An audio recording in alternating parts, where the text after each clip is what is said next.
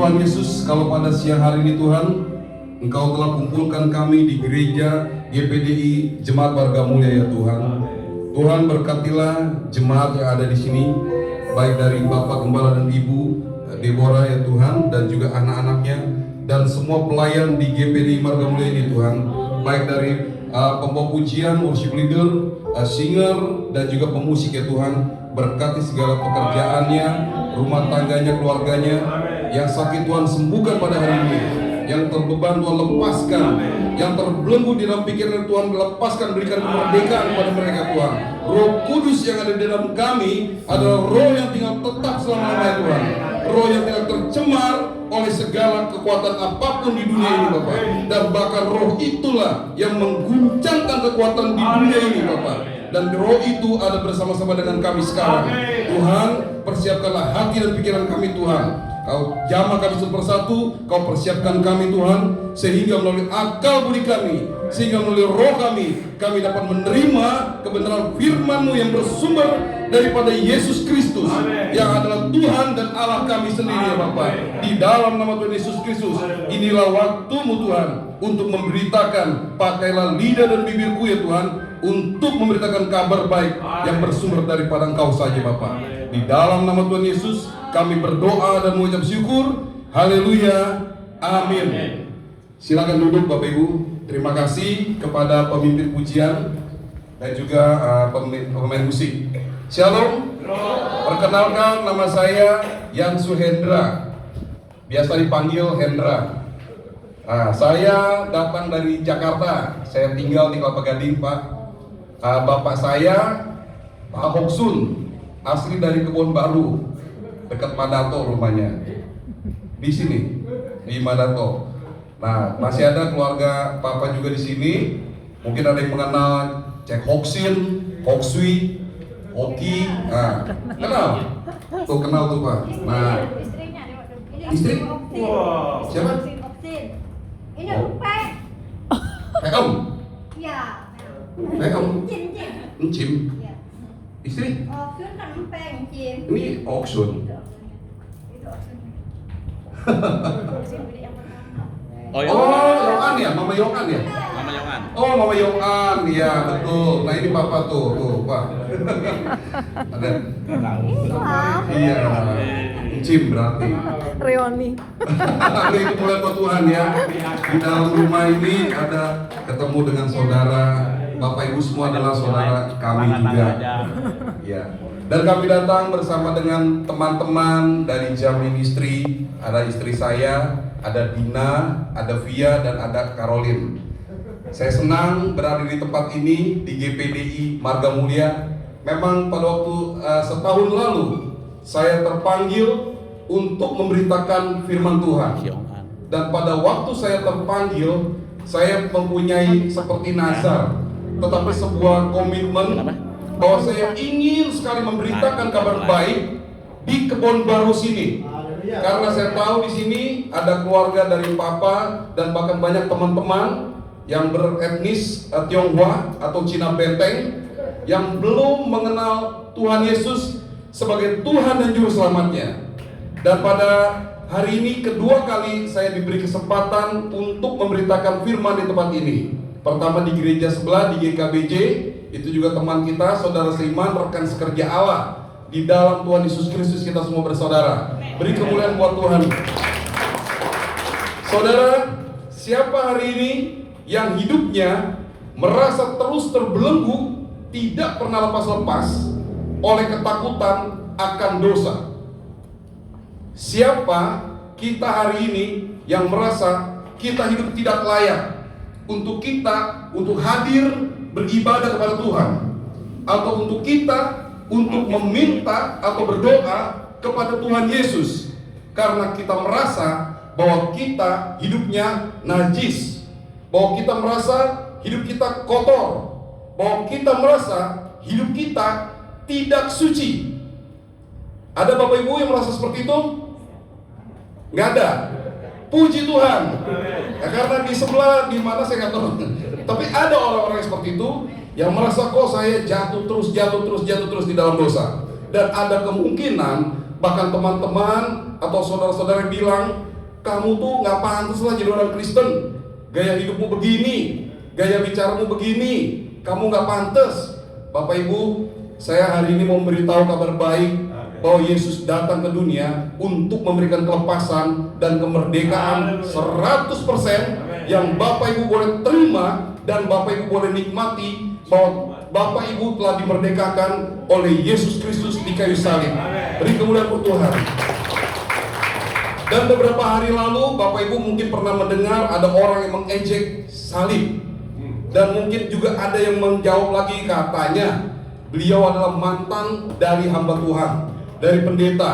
Dia bilang tidak perlu orang minoritas ini, orang yang sedikit ini berani, ini orang-orang kafir melawan kaum mayoritas. Dia menghina bahwa katanya Alkitab itu palsu. Bapak Ibu, jangan khawatir.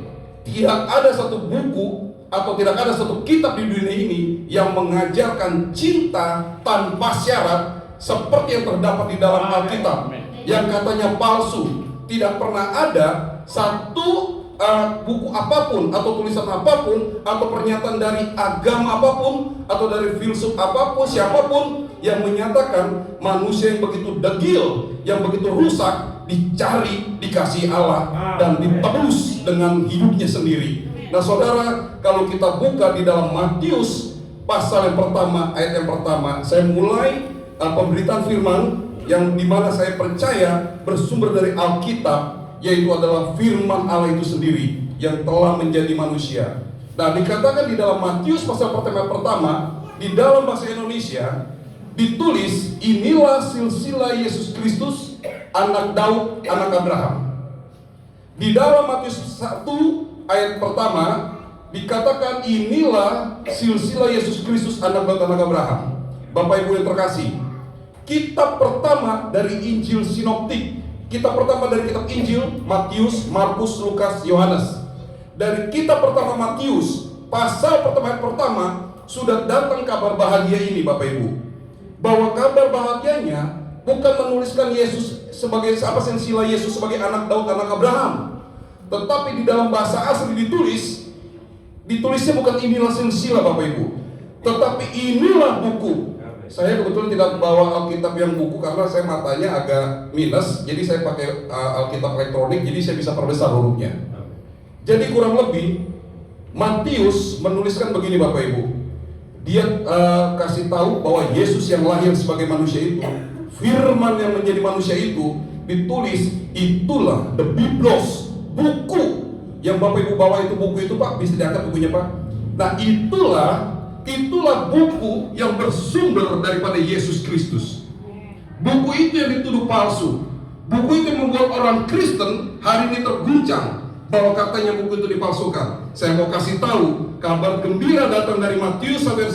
Buku ini bukan buku milik sembarang orang.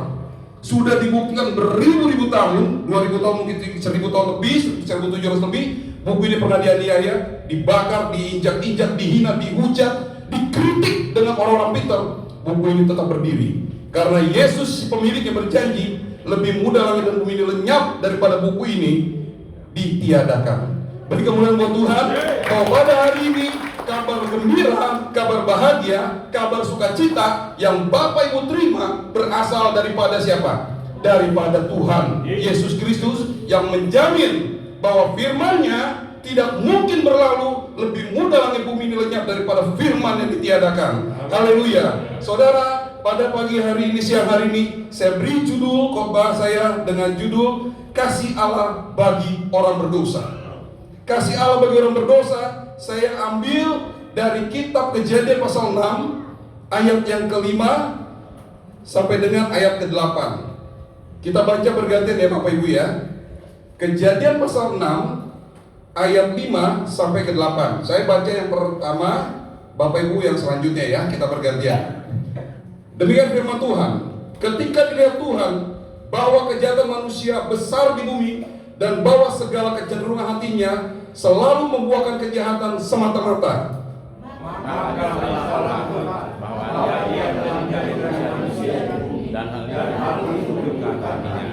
Berfirman Tuhan, aku akan menghapuskan manusia yang telah kuciptakan itu dari muka bumi, baik manusia maupun hewan dan binatang-binatang melata dan burung-burung di udara. Sebab aku menyesal bahwa aku telah menjadikan mereka.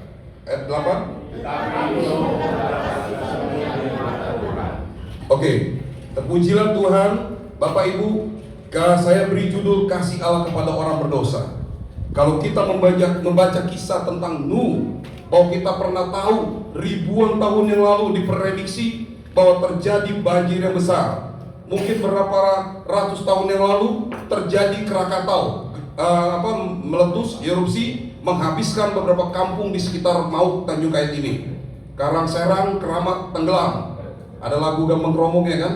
Nah, jadi itu membuktikan bahwa Tuhan tapi lebih dahsyat daripada Krakatau, bumi, karena kejahatan manusia, karena kejahatan satu manusia yaitu Adam jatuh ke dalam dosa. Tuhan menyesal. Dikatakan aku menyesal menjadikan manusia yang kuciptakan. Terjadi di dalam kisah Nuh bahwa sejak Adam jatuh ke dalam dosa, manusia tidak pernah berhenti-hentinya menciptakan kejahatan yang bersifat mega, bersifat besar. Bahkan di dalam beribadah pun, yaitu anak-anak Adam, Kain dan Habel, tetap saja ada iri hati. Bahkan di dalam ibadah sekalipun, di dalam kehidupan yang paling suci seharusnya, manusia masih bisa menelurkan, menghadiahkan kepada Tuhan sebuah kejahatan. Betapa kurang ajar manusia ini, betapa memilukan hati Tuhan, sehingga puncaknya di dalam Nuh, di dalam zaman Nuh, Allah Tuhan berfirman bahwa manusia semakin bertambah-tambah, semakin berbuat dosa, dan Tuhan menyesal, dan Tuhan ingin menghapuskan manusia dari muka bumi. Bapak Ibu, kalau Tuhan mengenai Alkitab dikatakan, kalau saja Tuhan hanya ingin menghapus manusia dari muka bumi ini, itu masalah simpel. Tetapi di dalam bahasa aslinya, di dalam bahasa Ibrani ditulis bahwa Tuhan ingin menghapus manusia dari ingatannya Bapak Ibu. Kalau kita punya gereja atau punya motor, kalau motor kita mau lenyapkan, sebentar aja kita jual, selesai Bapak Ibu. Tetapi waktu kita jual, di ingatan kita masih ingat, aduh itu motor kenangan, waktu saya masih pacaran sama istri saya pergi jalan ke Mauk, beli telur asin, beli kelapa puan. Nah, itu masih ada walaupun dijual. Tetapi Bapak Ibu, lebih tragis, lebih menyedihkan kalau Bapak Ibu tidak ingat apa-apa tentang motor itu. Begitupun Tuhan marahnya tidak tanggung-tanggung, tidak kira-kira. Dia bilang, aku akan menghapus, bukan hanya dihapus dengan air bah manusia selesai, tetapi Tuhan Allah itu ingin menghapus dari ingatannya. Artinya Tuhan itu kecewa banget, Tuhan itu sakit hati banget, sehingga dikumpulkanlah manusia sejaman Nuh itu. Dikatakan oleh Tuhan, aku menyesal menciptakan kalian. Gara-gara kalian, dikatakan baik ikan, hewan yang melata, baik burung yang di udara, baik yang ada di dalam air, semua akan dihabiskan. Karena manusia Bapak Ibu tidak tanggung-tanggung, dia mau habiskan semua makhluk yang dia ciptakan itu. Manusia memang selalu bawa bencana. Kalau kata GAD, semua ini terjadi karena manusia. Makanya kita perlu telanjang atau kita perlu berpikir apa yang kita perbuat sehingga bencana tidak berhenti. Tetapi tidak begitu Bapak Ibu sebenarnya kabar baiknya. Waktu Tuhan mengumpulkan orang-orang sejaman Nuh, dia berkata, kamu semua mengesalkan hatiku. Segala perbuatanmu menyakiti hatiku. Kamu tidak pernah berbuat baik. Nah Bapak Ibu, pertanyaannya, apakah benar manusia pada zaman Nuh sebegitu jahatnya, lebih jahat daripada kita hari ini, yang pada waktu itu tidak ada handphone Android, yang pada waktu itu tidak ada pistol, yang pada waktu itu tidak ada kendaraan yang bisa nabrak orang, yang bisa membunuh orang? Apakah juga ditulis di dalam Kejadian 6 ayat 8 Nuh memperoleh kasih karunia, menandakan apakah bahwa Nuh itu orang yang baik? Selama ini kita di gereja mungkin berpikir, oh karena Nuh orang baik, makanya Nuh memperoleh kasih karunia. Tidak Bapak Ibu. Kalau Bapak Ibu mau tahu siapa Nuh itu sebenarnya, pada waktu setelah Nuh bebas dari air bah, pada waktu dia keluar dari bahtera, apa yang Nuh lakukan? Nuh mabok. Nuh minum minuman sampai mabok, dan waktu dia maboknya jelek banget Bapak Ibu. Kalau orang Manado, kalau dia mabok dia masuk ke dalam got. Tapi Nuh telanjang bulat, sampai anak lihat, waduh, bapak gua kayak begini. Itu kelakuan Nuh Bapak Ibu. Nuh juga punya hidup moral dan norma dan etika yang tidak lebih baik daripada orang-orang sejamannya. Tetapi Tuhan bilang pada waktu mereka dikumpulkan, Tuhan kasih tahu, aku akan habiskan kamu, aku akan lenyapkan kamu, aku akan hapus kamu bahkan dari muka bumi dan dari ingatanku. Saya yakin Bapak Ibu, orang-orang zaman itu cuma tertunduk diam, gak bisa ngomong apa-apa. Tiba-tiba seperti orang menang lotre, Tuhan tunjuk Nuh, Nuh, kamu bikin bahtera. Kalau saya jadi Nuh, jantung saya copot, saya ambil lagi. Kaget, oh serius nih Tuhan, kamu bikin bahtera. Nuh itu di dalam kisah Kejadian 6 ini dituliskan bahwa dia pun sedang dihadapkan kepada apa? Punishment, ke pengadilan, penghukuman. Tetapi Tuhan bilang, Nuh, kamu bikin bahtera. Dan Tuhan habiskan mereka semua. Bapak Ibu, singkat cerita, waktu mereka dihabiskan, sebelum mereka dihabiskan, Alkitab berkata, mereka menyakiti hati Tuhan. Setelah saya pelajari kata demi kata, ternyata Tuhan bukan sakit hati karena perbuatan dosa kita Bapak Ibu. Tuhan suci, Tuhan kita maha besar. Tidak mungkin Tuhan kita terganggu hanya karena Adam makan buah terlarang. Dia sanggup mengubah dosa Adam yang berdosa pada waktu itu dijadikan suci kembali, bisa. Tetapi Tuhan kita Tuhan yang berkomitmen, Tuhan yang fair. Kalau dosa tetap dosa, kalau bersalah hukum. Tetapi pada waktu zaman Nuh, Tuhan menanti terus supaya manusia hidupnya bisa lebih baik. Tetapi kenyataannya pada zaman Nuh, Tuhan sudah habis akal sepertinya, dan dia panggil, dan Tuhan marahi, dan Tuhan hukum mereka. Nah Bapak Ibu, pada waktu Tuhan marah, pada waktu Tuhan menghukum, Bapak Ibu di sini pernah punya anak yang berusia 1-2 tahun, saya percaya itu. Nah, saya punya keponakan usia 2 tahun. Waktu itu dia lagi nakal lari-lari. Saya sangat sayang dengan keponakan ini, dan saya omelin dia. Kalau kamu nakal lagi, saya tidak mau gendong. Keponakan saya cuma diam, dia panggil saya papi. Papi kata dia, jangan panggil papi. Dia diam. Bapak Ibu, tahu gak Apa yang saya rasakan pada waktu saya ngomelin keponakan saya? Mungkin Bapak Ibu pernah punya anak, dia pecahin gelas. Besok mama, lain kali kalau begini mama tampar kamu ya, mama sabet kamu ya. Saya yakin Bapak Ibu, inilah yang dikatakan di dalam bahasa aslinya, Tuhan sakit hati. Bukan Tuhan kesel, seperti kita kesel sama teman kita, rumah kita disambit gentengnya, kita sakit hati. Bukan. Waktu saya ngomelin keponakan saya, pada waktu Bapak Ibu ngomelin anak Bapak Ibu yang usianya masih kecil, waktu saya ngomelin gini Bapak Ibu, besok kalau nakal-nakal papa ngajak, hati saya ngerenyut. Pernah ngalamin nggak Bapak Ibu? Pernah ya? Terus dia manggil lagi, papi, jangan lagi papi, saya sakit. Loh kok jadi saya sakit? Ngeluh, pilu. Kalau kata lagu Pampers, pilu katanya. Kita yang pilu hati kita. Nah Bapak Ibu, itulah perasaan Tuhan yang ditulis dalam bahasa Indonesia, sakit hati. Waktu Tuhan ngomelin manusia yang berdosa itu, Tuhan hatinya tidak tega, pilu. Dia omelin lagi, aku akan basmi kamu, akan habiskan kamu. Tuhan seperti itu Bapak Ibu. Itu digambarkan di dalam bahasa aslinya.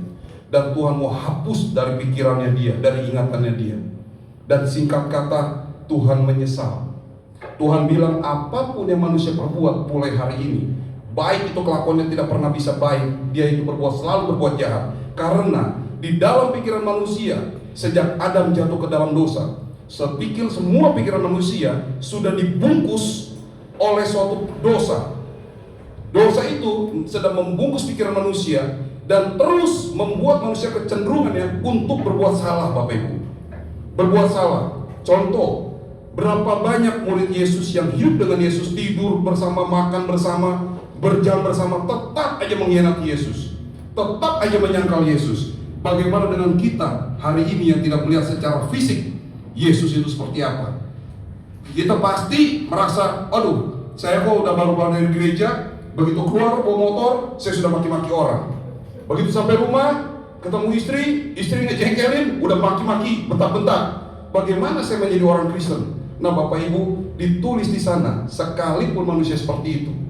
Nah Bapak Ibu, yang perlu kita perhatikan adalah kita bertobat, kita menerima Tuhan. Nah Tuhan memberitahu bahwa otak manusia itu pikiran yang sudah terbungkus oleh dosa. Dan itu pernah terjadi pada saat anak itu baru berusia 3-4 tahun. Bahkan anak usia 3-4 tahun yang tidak pernah diajari berbohong, dia pintar berbohong. Itu suatu bukti di dalam kitab Kejadian ditulis, di dalam Kejadian pasal 8 dan Kejadian pasal 9, bahwa manusia otaknya sudah dikuasai dosa. Dan itulah mengapa Tuhan waktu dia marah, dia menghakimi, dia bersedih, dia menangis Bapak Ibu. Karena dia tahu manusia tidak bisa lepas daripada berbuat dosa. Manusia yang badannya keker zaman-zaman itu, saya yakin badannya besar karena dia bangun bahtera begitu besar, dan dia punya otot yang kuat, tetapi dia tidak bisa lepas daripada dosa. Dan hal ini apa yang membuat Allah dia begitu mengasihi manusia berdosa. Dan ini alasan mengapa Yesus harus datang ke muka bumi ini, ke dalam hidup kita. Karena dia tahu sebagai manusia kita tidak bisa lepas dari dosa Bapak Ibu. Karena itu sebuah pernyataan kebenaran dari judul khotbah saya, kerinduan dan kasih Allah kepada manusia berdosa, adalah semata-mata karena kerinduan yang terbesar dari Allah. Kerinduan yang terbesar dari hati Allah adalah dia ingin menyelamatkan manusia, dia ingin mengasihi manusia. Dan kasihnya itu dan kerinduannya itu membuat Allah terbelenggu oleh janji-janjinya. Maka Allah membuat suatu perjanjian dengan Nuh, bahwa dia tidak akan menghapuskan manusia ini sekalipun manusia kecenderungannya, keinginan yang berbuat dosa. Hal ini Bapak Ibu, karena kasihnya terbukti pada waktu ada kisah perempuan yang berzina. Pernah tahu ya Bapak Ibu kisah perempuan yang berzina? Perempuan yang berzina tidak ada seperti orang pada zaman Nuh. Dia dikumpulkan. Nah perempuan ini dibawa ke tengah-tengah, dikelilingi oleh orang-orang Farisi, ahli Taurat, dan Yesus Kristus. Sama seperti orang zaman Nuh, manusia itu dikumpulkan di hadapan Allah, dibuktikan satu persatu bahwa manusia tidak ada yang benar. Di dalam kitab Paulus dituliskan di dalam Roma bahwa semua manusia telah kehilangan kemuliaan Allah. Tidak ada satu orang pun yang benar di muka bumi ini. Karena itu saya percaya apapun tulisan tadi, kitab siapapun yang ada di dunia ini, selama itu kitab tulisan manusia, tidak pernah menilai kebenaran, tetapi hanya kebaikan. karena manusia sudah kehilangan kemuliaan. Tetapi Alkitab kita adalah the Biblos, buku yang milik daripada Yesus Kristus. Dan itulah kebenaran yang hakiki. Nah, pada waktu perempuan berzina ditangkap, dihadirin di depan orang-orang Farisi dan ahli-ahli Taurat di hadapan Yesus. Dia tidak punya satu kata pun untuk menangis, atau tidak ada satu harapan pun untuk memohon dilepaskan. Karena hukum Taurat di zaman Musa sudah diberikan sampai kepada zaman Yesus, kepada orang yang berzina itu, perempuan berzina itu, sudah ribuan tahun. Dan perempuan ini saya yakin sudah berkali-kali melihat ada orang dirajam, dan betapa mengerikannya. Jadi pada waktu dia ketangkap, Bapak Ibu, saya yakin dia sudah tidak punya harapan. Dan pada waktu diperhadapkan kepada Tuhan pun, dia tahu, dia ingat kisah Nuh, dia ingat kisah Sodom dan Gomora, dia ingat bagaimana kisah Niniwe, bahwa dia tidak mungkin dilepaskan daripada murka Tuhan. Tetapi Yesus bilang kepada orang-orang ahli Farisi dan orang-orang Taurat, ahli Taurat dan orang Farisi, Yesus bilang begini, siapa perempuan ini? Ini perempuan yang berzina. Oke, kamu bawa ke sini karena dia melanggar hukum Musa. Apa hukum Musa? Berzina. Apa berzina? Konsekuensinya apa? Apa hukumannya? Berzina adalah hukum mati. Hukum mati seperti apa? Hukum mati dirajam dengan batu. Kalau dipotong kayak ISIS, selesai Bapak Ibu. Tapi kalau ditimpukin pelan-pelan, waduh. Kalau kita ngeliat filmnya di Afrika ada hukum rajam, itu pakai batu yang besar ditimpa kepalanya sampai hancur. Orang dari segar buger sampai mati kayak begitu. Itu tragis sekali. Dan saya yakin yang menghukumnya pun, orang yang mengeksekusinya pun stresnya luar biasa. Saya yakin di Kebon Baru sini banyak babi. Boleh tanya tukang potong babi di sini. Dia potong, saya yakin tiap malam bisa ngimpi dia ada suara babi. Itu secara psikologi itu ke bawah, secara kejiwaan ke bawah. Dan bahkan ISIS yang potongin kepala orang pun ujung-ujungnya gila Bapak Ibu. Dia kebayang-bayang dengan wajah orang yang dia potong. Stres akhirnya. Sama dengan orang Yahudi ini. Pada waktu dia timpukin orang, dia pikir dia senang. Dia stres. Maka dia bawa kepada Yesus. Bagaimana menurut kamu Yesus? Tapi Yesus mempunyai jawaban yang sangat keren. Hukum Musa saya hormati, karena saya datang bukan untuk meniadakan hukum Taurat, tetapi untuk menggenapi. Kenapa? Saya waktu mau pelajari kenapa harus digenapi? Sama seperti Tuhan ini di zaman Nuh. Saya harus genapi karena satu, hukum itu berbicara benar, hukum itu suci dan hukum itu kudus. Dan hukum ini mempunyai dua kaki yang membahayakan Bapak Ibu. Hukum punya dua kaki yang membahayakan. Yang pertama namanya peraturan, yang kedua perintah. Ada perintah dan peraturan. Itulah di dalam Efesus Paulus tulis, Yesus menghancurkan dua kaki ini, peraturan dan perintah. Hukum berzina, peraturannya, perintahnya hukum mati, peraturannya dirajam dengan batu. Yesus bilang satu aja, dia cuma tanya, siapa eksekutornya? Wah, orang Yahudi bingung. Siapa eksekutornya? Yang tidak pernah berbuat dosa. Dia yang boleh hukum orang itu pertama. Jadi dengan kata lain, selama ini orang Yahudi ilegal membunuh manusia. Karena kamu berdosa, bagaimana kamu hukum dia? Bagaimana kamu rajam dia, sedangkan kamu pun patut dirajam? Yesus bilang, kamu melarang orang melakukan ibadah atau melakukan kegiatan pada hari Sabat. Yesus bilang apa? Kamu tahu gak kamu imam-imam, kamu justru melanggar hari Sabat di dalam rumah Allah sendiri. Kamu tahu Daud, bapamu, raja yang dikagumin, dia curi roti sesajen di bait Allah pada hari Sabat. Hari Sabat dia langgar, dia nyolong juga Bapak Ibu, komplit dosanya Daud. Tapi kamu tidak berani hukum, itu Yesus keren. Beri kemuliaan buat Tuhan Yesus. Dan pada hari ini Bapak Ibu, akhirnya wanita itu dilepaskan. Tanpa dia ngaku atau dia ngangkat pujian dulu, Tuhan saya angkat pujian dulu. Nggak ada. Yesus nggak pernah begitu. Dia berhadapan dengan manusia yang sombong, manusia yang merasa diri paling benar. Dia cuma tanya, eksekutornya harus orang yang tidak pernah berbuat dosa. Ini yang saya sangat kagum dengan Tuhan. Kasih Tuhan yang begitu besar kepada orang berdosa. Yohanes 3:16 membuktikan bahwa Yesus Tuhan Allah kita mengirim Yesus Christ sebagai bukti bahwa kasihnya tidak mungkin dibalas. Nah, untuk itulah Bapak Ibu, pada waktu orang-orang Yahudi itu pergi meninggalkan perempuan itu, Yesus bertanya, tidak ada yang menghukum kau? Perempuan itu bilang, tidak ada Tuhan. Perempuan itu salah bilang, salah jawab. Yesus tidak pergi. Dia ada di situ. Dia bilang, saya tidak pernah berbuat dosa. Saya menjadi manusia, tetapi hanya saja saya tidak pernah berbuat dosa. Dan saya bisa hukum kamu. Tetapi aku pun tidak menghukum kau, kata Yesus. Kamu pergi dan jangan berbuat dosa lagi. Nah, kata berbuat dosa lagi, Bapak Ibu, Yesus mau tegaskan, ditulis dalam bahasa asli, bahwa kamu yang tadinya udah milik dosa, kamu tidak berkutik seperti babi yang sudah diikat, yang mulutnya pun udah gak bisa berbunyi, diikat, disumpal begitu supaya nggak ada suaranya, yang seperti domba itu, seperti hewan yang mau dibawa ke pembantaian, yang nggak bisa ngomong, Bapak Ibu. Dan kamu ketemu saya, kata Tuhan. Dan hari ini kamu saya bebaskan. Pada waktu kamu dibebaskan, kamu bukan lagi milik dosa. Dosa sudah saya bayar, saya beli, dan dosa tidak punya kekuatan lagi sama kamu. Karena itu, kamu pergi, dan kamu bukan hamba dosa, karena kamu adalah milikku, maka kamu please, jangan kamu berbuat dosa lagi. Dan dosa, Bapak Ibu, bukan karena diperbuat. Di sini Bapak Ibu di GPDI, saya berharap hari ini ada pencerahan baru, ada kekuatan bagi Bapak Ibu. Bukan kita berbuat dosa pada waktu kita mencuri. Bukan hanya dosa terjadi pada waktu kita berzina. Bukan dosa terjadi pada waktu kita main kartu ceki, kartu sikwala misalnya di sini kan. Bukan itu, Bapak Ibu. Dosa terjadi pada saat Bapak Ibu hari ini diam di sini pun itu bisa terjadi. Karena Tuhan Yesus memberikan tahu kepada semua manusia, kepada kita pada hari ini, dosa terjadi pada apa? Pikiran kita. Di dalam bahasa Yunani ditulis dengan kata ergon. Pada waktu kita duduk, kita mikirin, wah sebelah kita nih orangnya ngejengkelin deh. Lagi duduk begini, Bapak Ibu. Itu sudah dosa. Pada waktu kamu membenci saudaramu, di dalam hatimu, di dalam pikiranmu, kamu sudah ingin membunuh dia. Pada waktu kamu melihat perempuan, kamu diam aja. Kalau ketemu perempuan, apa kabar? Tapi di hatimu menginginkan dia. Sesungguhnya pada saat yang sama kamu sedang berzina. Itu dosa, Bapak Ibu. Jadi dosa itu adalah sebuah status, sebuah keadaan.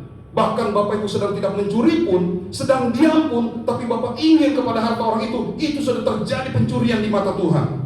Jadi dosa bukan masalah dikerjakan secara fisik. Maka Yesus bilang kepada perempuan ini, kamu pergi dan jangan berbuat zina, karena kamu bukan milik dosa lagi. Kamu jangan berbuat dosa lagi, karena kamu bukan milik dosa. Tetapi sekarang kamu sudah saya beli, dan kamu sudah menjadi milikku. Sama seperti manusia di zaman Nuh. Tuhan akhirnya menyesal Bapak Ibu. Tuhan menyesal. Yang tadi saya bilang, Tuhan menghapus dari ingatannya. Tetapi Tuhan menyesal. Sudah keburu dia habiskan manusia di muka bumi ini, dan tinggal Nuh dan keluarganya. Dan Tuhan menyesal dan Tuhan menangis. Tuhan bersedih, dia taruh pelangi. Dia kalau pada saat hujan, busurnya pada saat hujan, kita melihat ada pelangi. Dan Tuhan ingat perjanjiannya. Dan itu Bapak Ibu yang membuat kenapa Tuhan Yesus hadir di muka bumi ini, hadir di hidup saudara, dan hadir di hidup saya. Karena Tuhan yang menghapus manusia dari dalam ingatannya. Begitu dia menyesal, dia kembalikan di dalam memorinya bahwa dia tidak menyesal menciptakan manusia itu, tetapi dia sedih manusia ditawan oleh dosa. Karena itu aku akan datang, aku akan merebut manusia dari pasar dosa, dan aku akan membayar segala utang-utang manusia itu, dan aku akan selamatkan dia tanpa manusia melakukan apapun. Dan itulah yang ditulis oleh Paulus, kerjakanlah keselamatanmu, karena Tuhan yang sudah mengerjakannya. Karena itu kita harus sungguh-sungguh sebagai orang hari ini yang menerima kabar baik bahwa Yesus Kristus datang ke dunia ini, telah membebaskan Bapak Ibu dan saya, telah membayar dosa Bapak Ibu dan saya. Dan berita kabar baik kasih Allah bagi kita, bagi orang berdosa, adalah Dia ingin kita mengenal, Dia ingin kita rindu membaca firman-Nya, buku yang daripada Dia, surat kasih yang daripada Dia. Bahwa dengan membaca firman Tuhan di gereja ini, saya yakin akan terjadi pertumbuhan rohani yang luar biasa, sehingga kita semakin mengenal Tuhan yang datang kepada kita, yang memberikan nyawanya. Sehingga ketika perempuan itu dan ketika Nuh yang berdosa itu diselamatkan, ketika perempuan yang berzina itu diselamatkan, Tuhan berbicara kepada dosa dan kuasa maut. Dia bilang, kuasa dosa dan maut sudah Dia taklukkan. Segala yang ada di langit, di bumi, dan di bawah bumi, semua tunduk kepada Dia. Dan saudara, saya mau kasih tahu kepada Bapak Ibu di sini bahwa tidak ada lagi yang dapat menawan kita, kata Paulus. Tidak ada boleh saudara Bapak Ibu di sini yang merasa tertawan, tertuduh karena Bapak Ibu jatuh ke dalam perbuatan dosa. Karena siapa yang bisa ambil kita daripada tangan Bapa? Kita dibeli bukan dengan harga motor. Kita dibeli bukan dengan tanah berhektar-hektar, tetapi kita dibeli oleh darah Yesus yang mahal. Dan pada waktu kita jatuh ke dalam dosa, dosa gak bisa ambil kita Bapak Ibu. Karena waktu dia mau beli sama kita lagi, uang dia gak cukup. Modal iblis tidak cukup untuk membeli darah Yesus Kristus. Karena itu Tuhan Allah, Bapa kita di sorga, tidak tanggung-tanggung, dia berikan hartanya, yaitu dia punya rahmatnya, dia punya berkat seluruh alam semesta ini. Tidak bisa menandingi berkat yang dikirim oleh Tuhan untuk membayar kita dari dosa. Karena itu Bapak Ibu, sekalipun GPDI Marga Mulia ada di Kebon Baru, nilai Bapak Ibu tidak kalah sama orang Los Angeles. Nilai Bapak Ibu, harga diri Bapak Ibu tidak kalah sama orang kota. Karena apa? Karena Bapak Ibu bisa duduk di sini, bisa memuji Tuhan di sini, dibayar dengan darah anaknya. Itulah harga diri Bapak Ibu di dalam Yesus Kristus. Beri kemuliaan. Demikianlah Bapak Ibu firman Tuhan pada siang hari ini. Berpercayalah bahwa kasih Allah Bapa kita dan Kristus dan penyertaan Roh Kudus tinggal tetap di dalam Bapak Ibu semuanya. Dan bersukacitalah, beritakan kepada teman-teman di sekitar Kebon Baru sini bahwa mereka pun sudah dibeli oleh Tuhan Yesus Kristus. Dan mereka tinggal datang untuk mengaku dan menerima bahwa Yesus Kristus adalah Tuhannya. Dalam nama Tuhan Yesus kita berdoa. Haleluya, amin. Terima kasih Tuhan, kalau pada siang hari ini firman-Mu telah diberitakan bahwa kami bukan lagi milik dosa. Kasih-Mu kepada kami, kepada orang-orang yang berdosa, telah Kau curahkan tidak tanggung-tanggung ya Tuhan. Engkau datang diri-Mu sendiri membayar kami ya Tuhan. Kau tebus kami dari milik kematian menjadi milik hidup. Sekalipun Tuhan, di dalam 2 Timotius 2, Paulus menuliskan ya Tuhan, kalau kami tidak setia, tetapi kami adalah anak-Mu, kami adalah mempelai-Mu. Sekalipun kami tidak bisa setia, kemungkinan kami bisa jatuh. Engkau tidak bisa menyangkal kami karena Engkau setia. Dan Engkau tidak bisa menyangkali diri-Mu sendiri. Di dalam nama Tuhan Yesus Kristus kami berdoa dan mengucap syukur. Haleluya, amin.